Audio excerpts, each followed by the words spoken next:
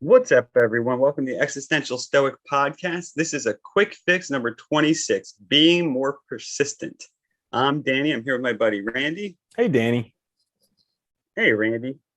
And so today, this is a short, quick fix. This is a 10-minute episode or less. We're going to give you guys some tips for being more persistent. But first, why should we be persistent?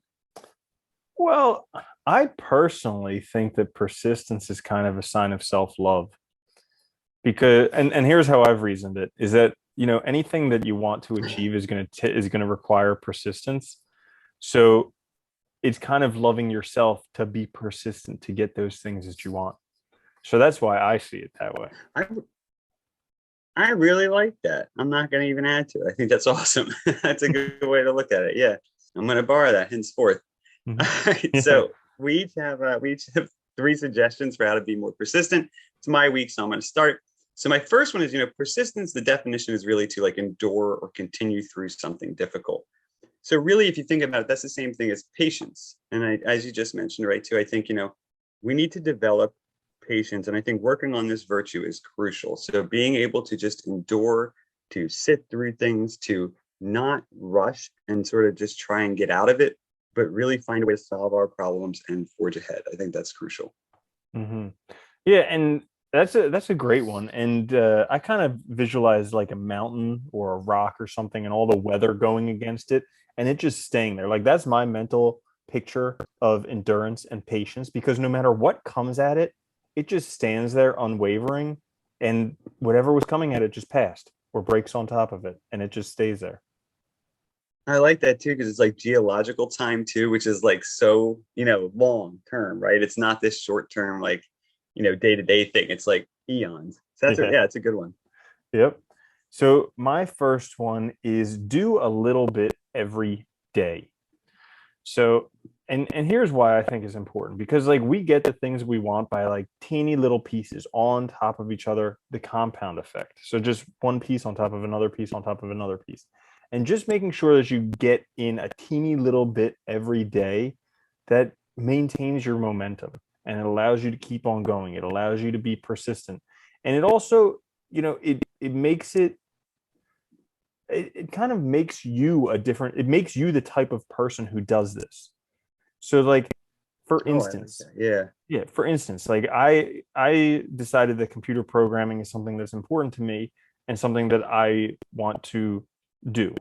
And so because of that, I've made it where I do it every day.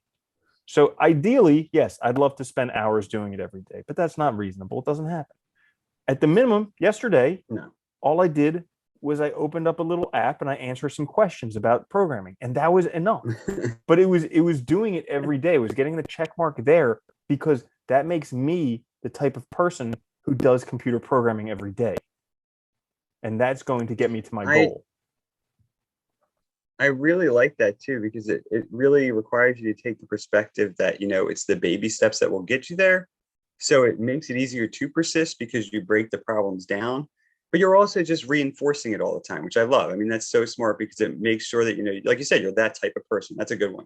I Yeah, like that a lot. I love the Um, "what about Bob" baby steps reference. yeah, right. Baby steps to the That's a good door, movie. baby steps Yeah. opening the door, baby steps to the elevator. All right, Oh man. on So, to, yeah, on to your sorry. So next my one.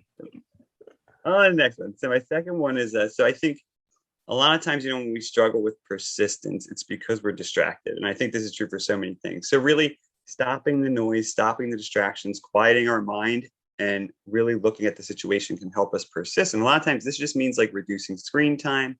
I mean, like if anybody looks at their life, I'm sure, most people can probably find an hour in their day just by putting their phone down or not watching TV to do other things. So there's usually a way to get through it. You just need to kind of clear your head and give yourself the time to do it, and that requires focus. Yeah.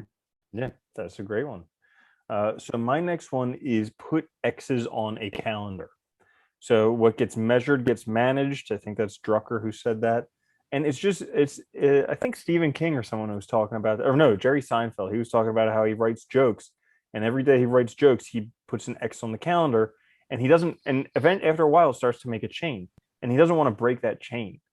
And that's kind of using this mentality to actually help make you more persistent. So by putting the X's on Well, the yeah. calendar, by measuring it, yeah, get to be more persistent. Well, we're goal oriented, right? I mean, a lot of things we do, we're pursuing goals. So by doing that, you're creating mini goals.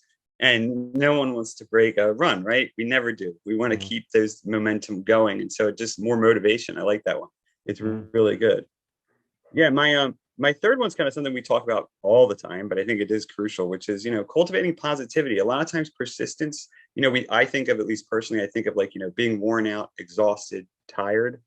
And that negativity, a negative outlook really hinders us in that sense. So cultivating positivity gives us the energy to deal with our life. We talked about like the small delights and stuff, all these practices. You just mentioned one in our last episode about, like imagining taking the bad stuff and throwing it in the water.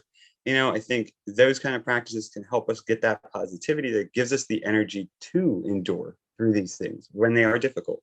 Mhm. Yeah, positivity is so important because it literally, like, you literally become a different person when you're being Yeah. positive or negative. You literally become a different person. And like they've done studies where I think it was 70 or 80% of the time, your how you were feeling, positive or negative in the moment, totally dictated how you thought about your life. So if you were feeling kind of Yeah. terrible at that moment and people asked how's your life, you'd be like, my life sucks. But if you were feeling good in that moment and people ask you about your life, you'd be like, I have a fantastic life. And so that's a really important one, is cultivating positivity. Yeah. Cool. Like that. So my last one is celebrate and reward discomfort. I think one of the biggest barriers to persistence, to keeping at something, is eventually it gets either boring or uncomfortable. And so a lot of people will give up when it gets boring or uncomfortable.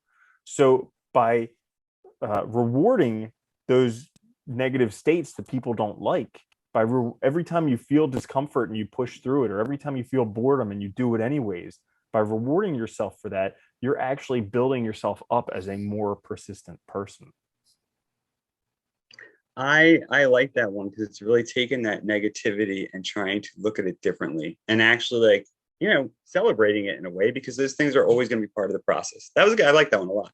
Mm-hmm. Yeah. So this is being more persistent. Those are our tips. I hope you guys find this useful for our little quick fix. Check us out, our full length episode at the end of the week. If you haven't listened to the past one, please, subscribe, click notifications, do all that, whether you're watching on YouTube or you're listening on the podcast. We'll be back next week with a full length episode. Until then, later, Randy. Later, Danny.